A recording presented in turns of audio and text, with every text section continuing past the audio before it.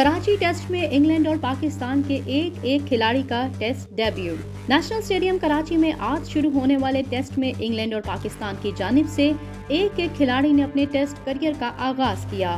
पाकिस्तान की जानिब से medium fast bowler Wasim junior, जबकि इंग्लैंड की जानिब से लेग स्पिनर रेहान अहमद ने टेस्ट डेब्यू किया।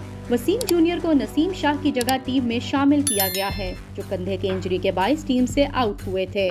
21 साला वसीम जूनियर ने, जिनका ताल्लुक शुमाली वजीरिस्तान से है, गुज़िश्ता बरस अपने इंटरनेशनल करियर का आगाज किया था। वो अब तक 8 वनडे और 26 T20 मैचों में कौमी टीम की नुमाइंदगी कर चुके हैं, जबकि दूसरी जानिब रेहान अहमद डेब्यू करने वाले इंग्लिश टीम के कम उम्र तरीन टेस्ट क्रिकेटर बन गए। 13 अगस्त सन 2004 को नॉटिंघम में पैदा होने वाले ऑलराउंडर रेहान अहमद ने यह एजाज 18 बरस 126 दिन की उम्र में हासिल किया। अपने बेटे को टेस्ट कैप मिलने का मंजर देखने के लिए रेहान अहमद के वालिद नईम अहमद भी स्टेडियम में मौजूद थे।